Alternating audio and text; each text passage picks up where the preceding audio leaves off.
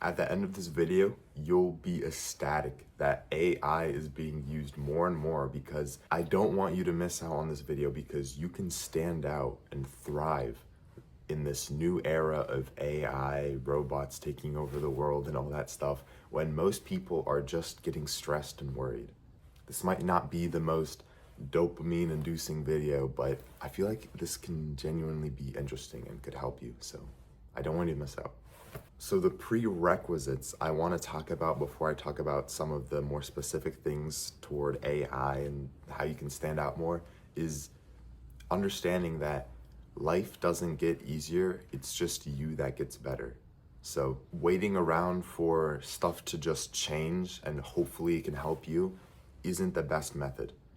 If you actually start learning things and applying them right away, that is how you can see the most change. So do this with this video.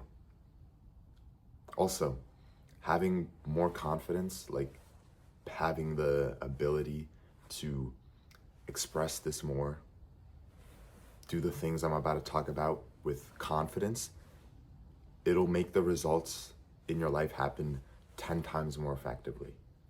Additionally, another quote I'm going to throw at you: time or money never stopped someone who truly wanted to do something. So if you genuinely want to improve, if you want to be irreplaceable, you will take this seriously and you will want to improve. So yeah, the first thing I want to say, which I feel like helped me kind of stand out more, is embracing times of adversity. Basically, when everyone is doing one thing, for example, everyone, when they get home, they just sit on the couch, scroll on their phone, watch TV, something like that. So many people do that. We both know that. But imagine not doing that when you get home. Imagine you just completely flip the script of what everyone else does and you become unpredictable. Because AI, in a way, is sort of predictable things, like not new inventions or stuff can be made from AI exactly. And basically what I'm trying to say is you can't be read. So when everyone is scrolling on their phones, that's your opportunity to do something different. When everyone doesn't talk, that's your chance to say something. When everyone else is bored at home, that's how you can take advantage. What this might look like more specifically is, for example, you get home, you read, but when you're away from home, you're talking to strangers, teachers, classmates, coworkers, you're learning things, you're mastering skills, basically making life happen instead of letting it happen to you. I feel like it's so easy to just do what everyone else is doing because everyone else is doing it. I don't want to be the one that's different or the one that does something else, because it really singles you out. It makes you stick out like a sore thumb almost. Sometimes it does, if you're doing one thing that nobody else is doing. But I feel like in those moments, that's when your life truly starts to feel different and feel special. Make every day count. It doesn't feel like the same monotonous cycle every single day, because you're not exactly following the script. You're doing things differently, right?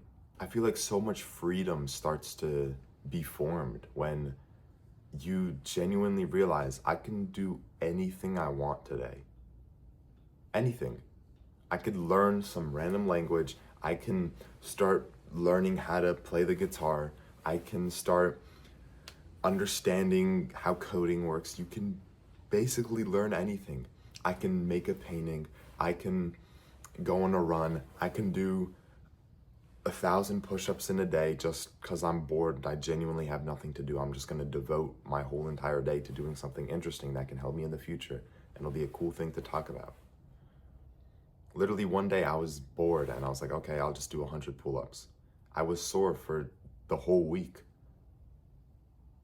Did I feel great about it? Absolutely.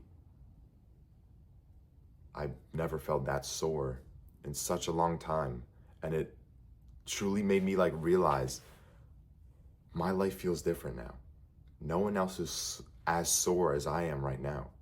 And that's because I'm doing different things. A sign that something is working when is you can't relate to a lot of people. That's how you know you're doing different things. It's getting harder to relate. It's getting harder to connect with people. That might suck for in the short term. But in the long term, when you stand out, when you're not replaced by AI, I'm not saying that will happen, but if that were to happen, we would be the less replaceable people. And I'm not saying it's a bad thing to, watch a movie when you're at home, or, if you don't feel like doing 1,000 push-ups in a day, you don't have to. But finding different ways you can stand out then. Maybe it's the way you think. Basically what I mean, and what I'm trying to get at about, is leading on to my next point, which is developing an anti-influence. I don't know if that's the right word for it. It just sounds cool. I felt like saying it. But basically, doing more things in your life, not just because of the influences around you or because you're influenced to do something, but because it's best for you. So develop your own personal lifestyle.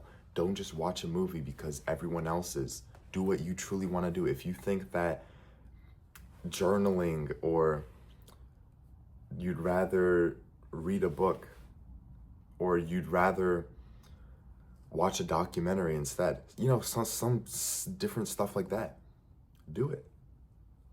Develop your own lifestyle. Think for yourself. Don't let other people think for you.